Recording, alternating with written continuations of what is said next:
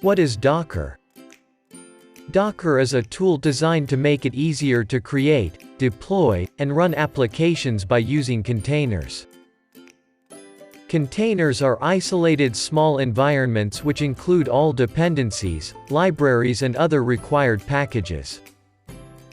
Docker uses technology called OS-level virtualization. That means it uses host system's kernel and features and does not create its own guest operating system on host machine. People often get confused in two terms called virtualization and containerization. Let me explain you the difference between these two terms.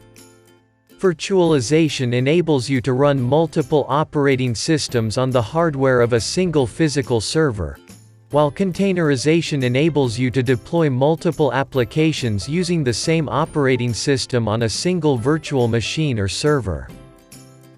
So why would we choose an application over another, if there are no benefits, right? But there are some major benefits of Docker, which are portability, performance, isolation and scalability. When it comes to Docker architecture, the core part is called Docker Engine, which follows client-server architecture. Docker architecture has three main parts called client, Docker host, and registry. Client is from where we run commands. Docker host has Docker Engine running inside it, which controls containers and images. And registry is where images are stored. So how it works?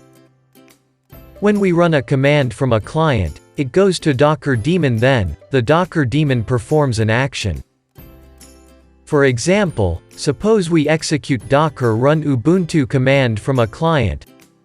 Then it goes to Docker daemon for execution. First, Docker daemon will search for an Ubuntu image on host machine. If it is not present there, then it will pull an image from Docker Hub registry. After that, it will create and run an Ubuntu container. So now question is, what is Docker image? Docker image is a single file which is used to execute code in Docker container. Docker images are built by stacking multiple layers on each other. So now question arises that what are these layers? Docker can build images automatically by reading the instructions from a Docker file. A Docker file is a text document that contains all the commands a user could call on the command line to assemble an image. From this image, we can create Docker container. Docker container is a lightweight executable environment, which has everything it needed to run an application such as code, system libraries, setting and other dependencies.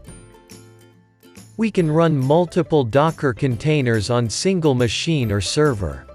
By default, all Docker containers are isolated from each other unless we connect them via port mapping. When it comes to data storage for containers, there are two techniques. One is bind mounts and other is Docker volumes. Bind mount is having limited functionality as compared to volumes. It was used in earlier days of Docker. But nowadays most of the developers prefer volumes. Volumes are the preferred mechanism for persisting data generated by and used by Docker containers. While bind mounts are dependent on the directory structure of the host machine, volumes are completely managed by Docker. When it comes to networking, ports come into the picture. Docker container has ports which are used to connect with other containers. Besides this, ports are also used to communicate with host machine's ports, so that user can directly access the application running inside container from the host machine.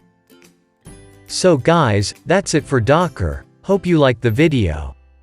If you like it, give us a thumbs up. And don't forget to subscribe. See you soon.